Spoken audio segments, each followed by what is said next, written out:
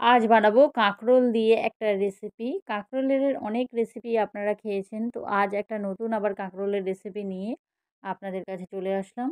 তো নমস্কার বন্ধুরা, মুনমুনের রান্নাঘরে অ্যা সব্বাইকে আবারও স্বাগত জানাই। তো চলুন রেসিপিটা আমি কিভাবে বানালাম দেখা যাক। তো এখানে আমি কাঁকরোলটা ১ম এ আ দু মানে মাঝখান নিয়ে কেটে নিয়েছি। আর কাঁকরোলের এই গায়ের অংশটা যেটা আছে সেটাকে কিন্তু আমি একটু করে কেটে ফেলে দিয়েছি। মানে ওপরে যেই একটু চেঁচে ফেলে দিয়েছি। ওপরে যে কাটা যে অংশটা থাকে, যেই গায়ের ছালটা।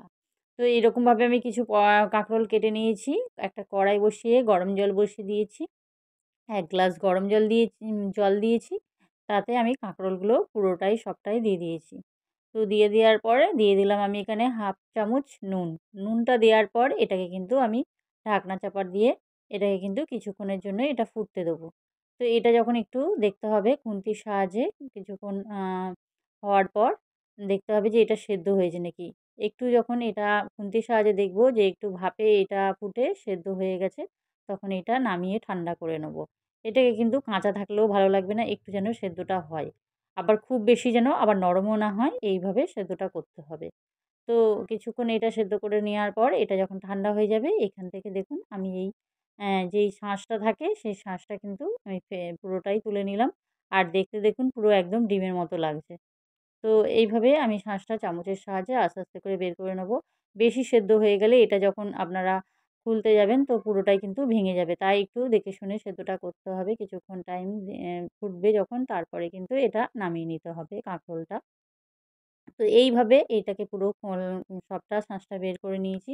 এর জন্য আমি নেব ১ চামচ, আমি এখানে সর্ষে নিয়েছি আর নিয়েছি কাঁচা আর পাকা লঙ্কা। তো আর এখানে আমি নিয়েছি এটা হচ্ছে নারকেল, শুকনো নারকেল। তো আপনারা চাইলে এখানে হচ্ছে কাঁচা নারকেল কোড়াও নিতে পারেন। তো আমার কাছে কাঁচা নারকেল কোড়া ছিল না। তো আমি এখানে শুকনো নারকেল 1/2 বাটি নিয়েছি। আর এটা নেয়ার পর এটা আমি কিন্তু মিক্সিতে নিয়ে নিচ্ছি। এটা পেস্ট করব। এটা শিলেও আপনারা পেস্ট করতে পারেন। তো আমি এটা পেস্ট করেছি মিক্সিতে। আ তো আপনাদের ভালো লাগলে আপনারা শিলে বাটতেও পারেন। তো এইভাবে আমি এটাকে কিছুক্ষণ মিক্সি চালিয়ে ঘুরিয়ে এটা পেস্ট করে নেব। এটা দেখুন কি সুন্দর একদম পেস্ট হয়ে যাবে। সর্ষের পরিমাণটা কিন্তু একদম কম দেবেন। এখানে আমি দিয়ে দিলাম একটু 1/2 চামচের মতো নুন। তো নুন দিয়ে আবারও এটাকে আরেকবার ঘুরিয়ে নেব যাতে নুনটা একদম পুরো মিশে যায় এর সাথে। এবার কাঁকরোলগুলো আমি নিয়ে নিলাম। নিয়ে এবার চামচের সাহায্যে এবার আস্তে করে এটা কিন্তু পুরো একদম দিয়ে এটা ভর্তি করে দেবো একদম সাজিয়ে সুন্দর করে। একদম চামচের সাহায্যে এটা করতে হবে যেহেতু লঙ্কাও আছে। আর এটা কিন্তু সর্ষের পরিমাণটা একটু কম লাগবে, খুব টেস্টি লাগবে। শুধু যদি সর্ষে বাটা দিয়ে করেন তাহলে কিন্তু এটা তিতই লাগবে। নারকেল দিয়ে করবেন দেখবেন খেতে খুবই ভালো লাগবে। তো এইভাবে আমি কাঁকরোলগুলোকে সুন্দর করে একদম সাজিয়ে এবার সাইড করে দিলাম এটা। এবার এর পরের প্রসেস হচ্ছে এটা আমি বানাবো একটা ব্যাটার করব। তো তার জন্য আমি নিয়ে নিলাম এখানে বেসন। বেসন নিলাম আমি এখানে বড় চামচের ২ চামচ আর নিয়েছি 1/2 চামচ। মানে হ্যাঁ, 1/2 বড় চামচটা কিন্তু বড় ছিল ২ চামচ নিয়েছি। আর চাল গুঁড়ি নিয়েছি আমি হচ্ছে বড় চামচের ১ চামচ। দিয়ে দিলাম একটু হলুদ গুঁড়ো, একটু কালো জিরে, একটু জিরে গুঁড়ো আর দিয়ে দেবো একটু নুন পরিমাণ মতো। দিয়ে দেবো একটু ঝাল লঙ্কার গুঁড়ো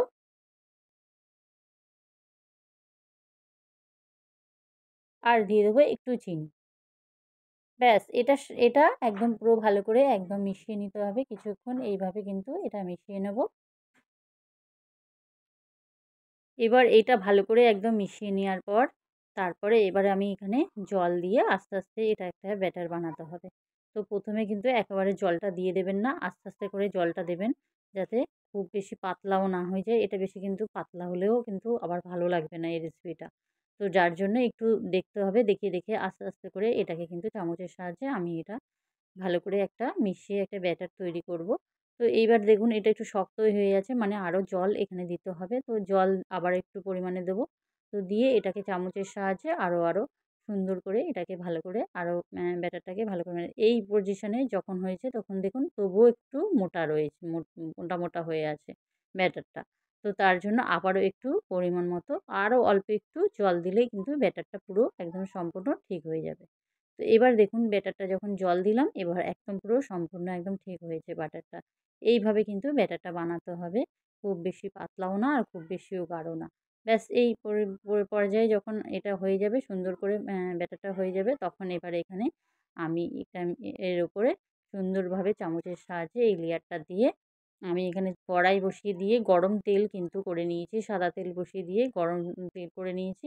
এবার তেলটা লো মিডিয়ামে রেখে ১ম এ আমি গরম করে নিয়েছি তেলটা। তারপর আমি লো ফ্লেমে এটা রেখে হালকা, হালকাভাবে কিন্তু এগুলোকে আস্তে, আস্তে ভাবে ছেড়ে দেবো।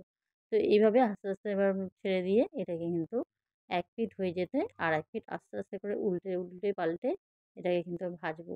দেখুন আস্তে, আস্তে কিন্তু আমি এটা দিয়ে দিচ্ছি। যেহেতু কড়ার মধ্যে দিয়েছিলাম তো এক জায়গায় জড়ো হয়ে যাচ্ছিল, সেহেতু আমি আস্তে, আস্তে খুন্তির সাহায্যে এটা সরিয়ে দিয়েছি। এটা আস্তে, আস্তে হালকা, হালকাভাবে সরিয়ে দিলেই হবে।